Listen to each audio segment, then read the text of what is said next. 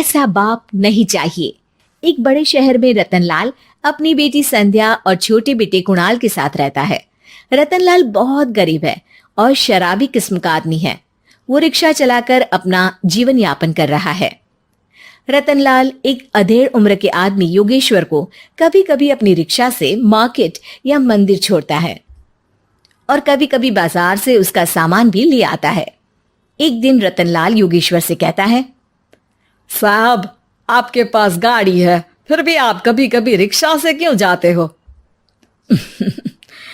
इन शहर की गलियों को आराम से देखना मुझे बहुत पसंद है। ठीक है साहब, मैं चलता हूँ, कल फिर आऊंगा। अरे रतनलाल, रुको तो।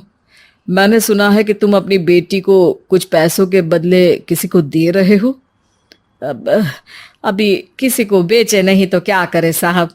एक छोटा बेटा है, उसको पढ़ाना भी है, उसकी देखभाल भी करनी है, और अगर मैं बेटी को घर में रखूंगा तो उसकी शादी कैसे करूंगा साहब। तुमको कितने पैसे मिल रहे हैं? अब 50,000 साहब। देखो, मैं तुमको पूरे 20 लाख रुपए देता हूँ। तुम अपनी बेटी संध्या को मुझे दे दो। हैं? 20 लाख? धन्यवाद साहब, धन्यवाद। मैं कल ही उसे आपके पास छोड़ जाऊंगा साहब।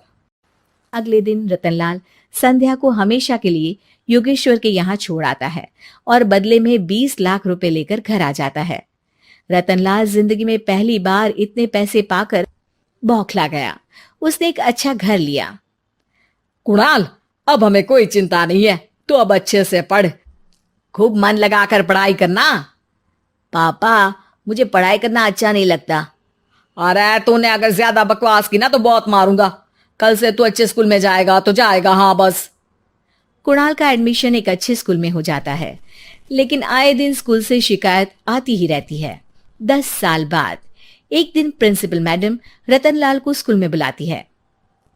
रतनलाल, आपका बेटा कुणाल बहुत आवारा हो गया है और ये बिल्कुल भी पढ़ाई नहीं करता है, बल्कि उसका दिमाग गलत कामों में जा रहा है। अब मैं उससे बात करूंगा मैडम। ठीक है, आज ये आखिरी मौका है, अगली बार तो मैं उसे स्कूल से ही बाहर निकाल दूंगी। रतनलाल घर आ जाता है और कुणाल से कहता है, कुणाल बेटा, मैं तुम्हारे ऊपर इतना पैसा लगा रहा हूं, फिर भी तुम स्कूल में सही से क्यों नहीं पढ़ते हो? आप तो रहने ही दीजिए, मैं सब जानता हूं कि ये पैसा कहां से आया है। और वैसे भी अब ये पैसा मेरा है, मेरा जो भी मन होगा मैं करूंगा। आज के बाद मैं कभी स्कूल नहीं जाने वाला। रतनलाल को अपनी बेटी की याद आती है और वो रोने लगता है। 5 साल बाद कुणाल एक दिन एक लड़की को शादी करके घर ले आता है। पिताजी, ये मेरी पत्नी है स्वीटी। तुमने शादी कर ली? हाँ, शादी कर ली मैंने, दिखाई नहीं दे रहा। और अब से आप फिर से कमाना शुरू कर दो, बहुत बैठ कर खा लिया। कुणाल, तुम इस बुड्ढे को घर में क्यों रख रहे हो? देखो ना, ये शराब पीता है, इसे घर से बाहर निकाल फेंको। अरे स्वीटी, ये मेरे पापा है, कैसे बाहर निकाल दूं? और वैसे भी घर में कोई तो चाहिए ना काम करने वाला, नौकर समझ कर रख लो। इस बुड्ढी को तो घर से बाहर निकाल कर ही रहूंगी मैं कब तक इसके लिए खाना बनाऊंगी। स्वीटी एक दिन घर के बाहर पार्क में अपनी दोस्तों के साथ बैठी होती है। तभी वो रतनलाल को बुलाती है। पिताजी, मेरे कमरे में मैं अपना फोन छोड़ आई हूं, जरा लाकर तो देना। हाँ जरूर, अभी लेकर आता हूं। रतनलाल फोन लेकर आ जाता है। कुछ समय बाद स्वीटी के फ्रेंड्स भी चले जाते हैं। स्वीटी अंदर आकर शोर मचाती है। चोर चोर! कहाँ है चोर? मुझे तो यहाँ कुछ नहीं दिख रहा। अरे ये अलमारी खुली पड़ी है, जरूर किसी चोर ने ही खोली होगी। अरे कौन आया था यहाँ? यहाँ तो पिताजी आए थे बस। अरे बहू, मैं चोर नहीं हूं। मुझे तो आप पर अब बिल्कुल भी विश्वास नहीं है पिताजी, क्योंकि जब आप पैसे के लिए दीदी को बेच सकते हो तो आप चोरी भी तो कर ही सकते हो। अरे लेकिन वो सब तो मैंने तेरे भले के लिए किया था ना। मैं तो कहती हूँ कि हमें इनकी कमरे की तलाशी लेनी चाहिए। तुम बिल्कुल सही कह रही हो, चलो। स्वीटी और कुणाल दोनों रतनलाल के कमरे की तलाशी लेते हैं और उन्हें वहां स्वीटी की ज्वेलरी और पैसे मिल जाते हैं। मैं तो पहले ही जानता था कि चोर आप ही हो।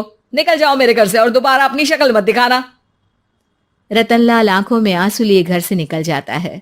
स्वीटी मन ही मन सोचती है, आज तो मेरी प्लानिंग सफल हो गई। जैसा मैं चाहती थी ऐसा ही किया और बड़ी आसानी से उस बुड्ढी को चोरी का इल्जाम लगाकर घर से भगा दिया। रतनलाल की हालत अब ज्यादा खराब हो गई और वो सड़क पर बैठकर भीख मांगकर खाने लगा। एक दिन वहां एक गाड़ी आकर रुकी और सड़क पर बैठे सभी भिखारियों को अपने सेंटर ले गई। एनजीओ की मालिक संध्या एक एक करके सभी को सुविधा मुहैया कराती है। तभी उसकी नजर रतनलाल पर पड़ती है। पिताजी, संध्या तू? पिताजी आपकी ये हालत कैसे हुई? ये सब मेरे बुरे कर्मों की सजा है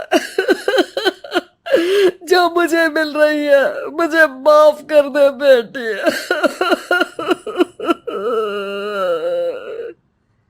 पिताजी, मैं आप पर बिल्कुल भी गुस्सा नहीं हूं, क्योंकि आपने मुझे यहां भेजकर अच्छा ही किया। मेरी जिंदगी बदल गई। लेकिन ये सब हुआ कैसे बेटा? आप ये नए कपड़े पहनो, तब तक मैं योगेश्वर अंकल को बुला कर लाती हूँ। योगेश्वर अंकल? हाँ अंकल। योगेश्वर जी ने तुझसे शादी नहीं की थी? नहीं तो पापा, उन्होंने तो मुझे पढ़ा लिखा कर इस काबिल बनाया है कि मैं आज सबकी सेवा कर पा रही हूँ। रतनलाल पश्चाताप करके रोता रहता है। तभी योगेश्वर भी वहां आ जाता है। रतनलाल जी, आपकी ये हालत कैसे हुई? इतने सारे पैसों के बावजूद भी? क्योंकि मैंने बेटे और बेटी में भेदभाव किया था।